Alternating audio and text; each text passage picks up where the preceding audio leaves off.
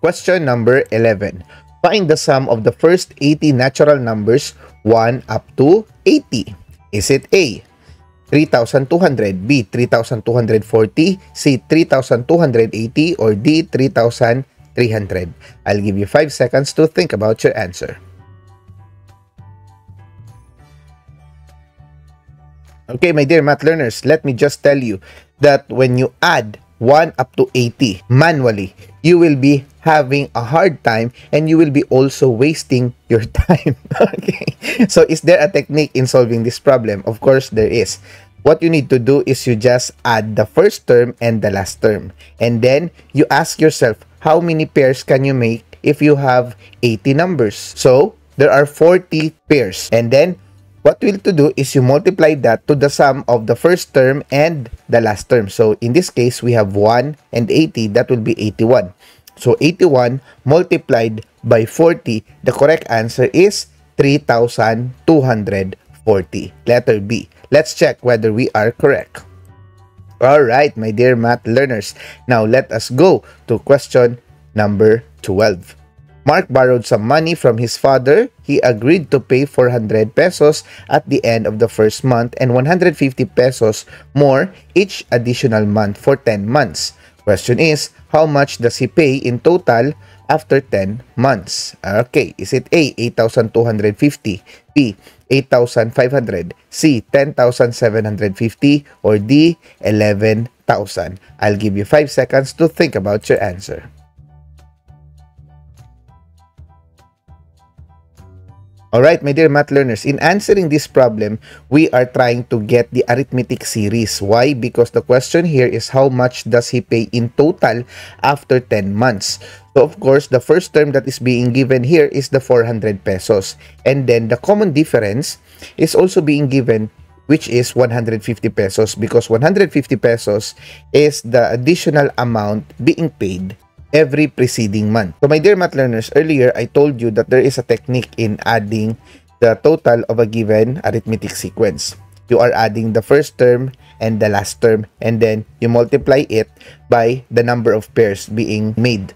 Now, in our scenario here, my dear math learners, we don't know the last term. We don't know how much he will pay on the 10th month. So that is the first thing we need to solve. So first, we need to use the formula.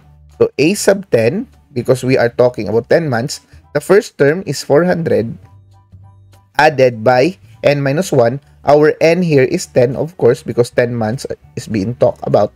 And then we multiply it by our common difference, which is 150.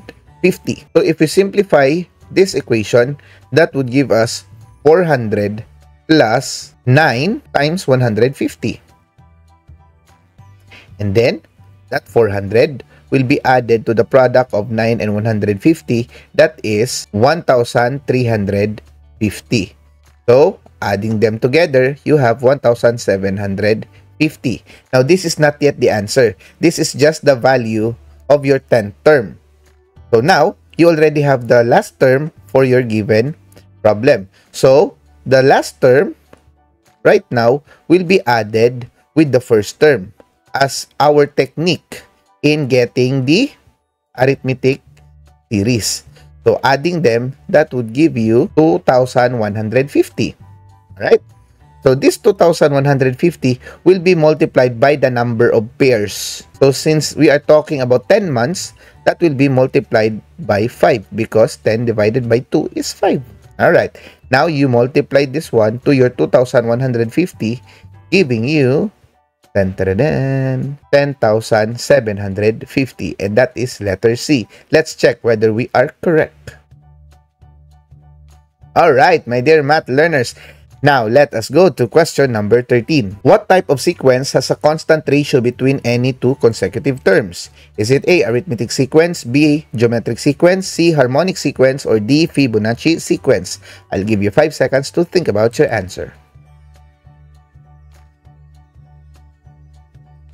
Alright, my dear math learners, this question is very easy. Why? Because if we are talking about constant ratio, it means it is a number being multiplied to the first term to get the second term. And then the second term multiplied to that certain number which is the common ratio, to get the third term, and so on and so forth. And that kind of sequence is an example of, very good, letter B, geometric sequence. Let's check whether we are correct.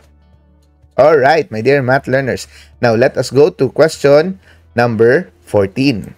Which among the following best describes a common ratio? Is it A, it is the fixed amount multiplied? B, divide the second term by the first term? C, it cannot be equal to 0? Or D, all of the above? I'll give you 5 seconds to think about your answer.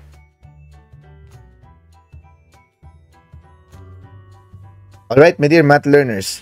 As what I've told you earlier, constant ratio is the number being multiplied to a certain term in order to get the next term. Of course, if we try to understand the statement in letter B, when you divide second term by the first term, you will get the factor what is being used to multiply to the first term in order to get the second term. Alright, so technically, it is the same meaning with the letter A. And letter C, it cannot be equal to 0. Constant ratio cannot be equal to 0 because if you try to consider 0 as a constant ratio, your preceding terms will be always 0 because any number multiplied by 0 will be 0. So technically, all of the statements A, B, and C are correct. So therefore, the correct answer for this given question is letter D. Let's check whether we are correct. Alright, now let us go to question number 15. Which of the following is true about arithmetic and geometric sequence? So, arithmetic sequence has a common ratio while geometric sequence has common difference. B, arithmetic sequence increases rapidly while geometric sequence increases constantly. C, arithmetic sequence have common difference while geometric sequence have a common ratio. Or D, the next term of an arithmetic sequence can be obtained by multiplying a constant number while geometric sequence can be obtained by adding a constant number. I'll give you 5 seconds to think about your answer.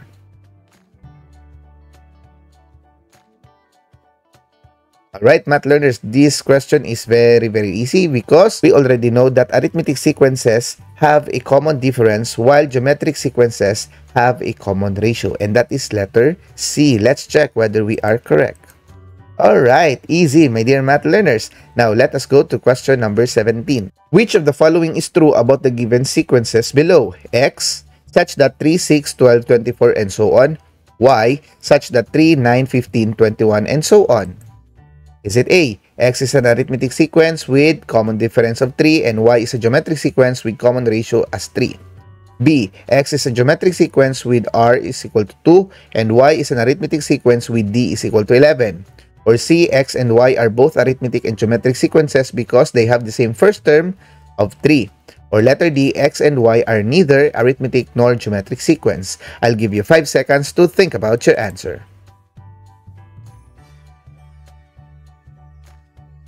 Okay, math learners, now let's check for the two given sequences. We have here for X, 3, 6, 12, 24. So it is increasing, but it is not increasing in terms of addition. Why? Because 3 going to 6, that is positive 3. 6 going to 12, that is positive 6. So if we try to multiply 3, multiply by a number, it becomes 6, that is 2. 6 multiplied by a number, that is 12, so that is still 2. So therefore, X here is a geometric sequence with a ratio of 2.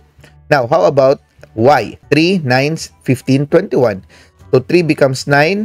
It is increasing. That is positive 6. 9 going to 15. It is increasing and still using positive 6. So therefore, this is an example of an arithmetic sequence with a common difference of 6. So therefore, in our choices, the correct answer is letter B. Let's check whether we are correct. Alright, my dear math learners. Easy, right? Now, let us go to question number 17. Maria invests 500 in business each year. The value of the investment triples. How much will the investment be worth after 3 years? Which of the following will be used in solving the problem? Alright. Is it A sub 3 is equal to 500 minus the quantity 3 plus 1 times 3? B, A sub 3 is equal to 500 plus the quantity 3 minus 1 times 3? C, A sub 3 is equal to 500 times 3 to the power of 3 minus 1? Or D, A sub 3 is equal to 500 times 3 to the power of 3 plus 1?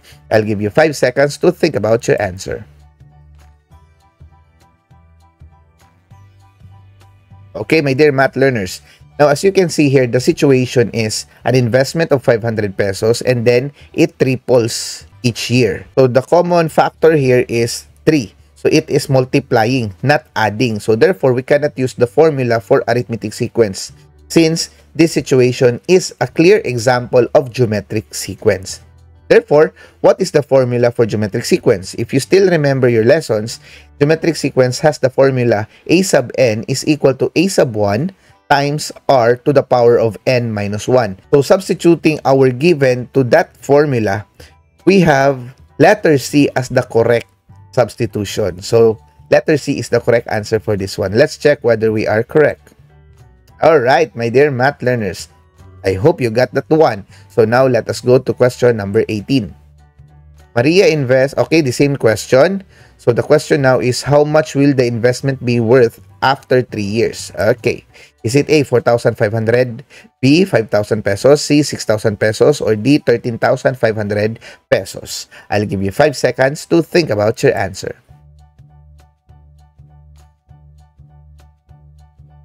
Alright, my dear math learners, this question is very easy because we just need to simplify what formula we had earlier. Having 500 as our first term multiplied by our ratio, common ratio with triples. So that is 3 to the power of 3 years, 3 minus 1. So 3 minus 1 is 2. So 3 to the power of 2, that would be 9. 9 times 500, that is 4,500. So the correct answer is letter A. Let's check whether we are correct. Alright, my dear math learners, very easy. Now, let us go to question number 19. Which of the following is the next term in the geometric sequence? 12, negative 36, 108, blank. Is it A, 324, B, negative 324, C, 216, or D, negative 216? I'll give you 5 seconds to think about your answer. Okay, my dear math learners, this is very easy. Why? Because it is already stated that the given sequence is a geometric sequence. Therefore, we know that it uses a common ratio. Now, in getting the common ratio, we can use the second term divided by the first term. And if we divide that one, we will have negative 3. So, that negative 3 will be multiplied to 108 and your answer is very good. Negative 324. Let's check. Letter B is the correct answer. Alright, my dear math learners. Now, let us go to question number 20.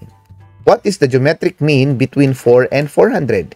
Is it A, 20, B, 40, C, 60, or D, 80? I'll give you 5 seconds to think about your answer. Okay, my dear math learners. Now, talking about geometric mean, it is still the same concept as the arithmetic mean. However, we are using the common ratio in this scenario. So, it says here that there is a geometric mean between 4 and 400. So, that is 4 blank 400. Now, if that is the case, now in the geometric mean, the technique is very simple. Since in the arithmetic mean, we uses the difference. Okay, now in the geometric mean, we uses division. So, we divide 400 by 4. So, the answer is 100. Then after that, when you get 100, what we need to do is to get the square root of it. Why square root? Because there are only 2 positions before arriving to 400. Because 4 blank 400. Okay, there are only 2 positions. If it becomes 3 positions, then you use cube root. If it becomes 4, fourth root. Okay, so in this case, we use square root. So the square root of 100 is 10. And that 10 right now is our common ratio. So common ratio multiplied to our first term, 4. So therefore, the correct answer is letter B, 40. Let's check whether we are correct. Alright, my dear math learners. So congratulations, my dear math learner, for finishing halfway of our discussion. I hope you are learning so much in our discussion, and please click that subscribe button and notification bell so that you can still be updated to our upcoming videos. Now, without further ado, let's go to our second half.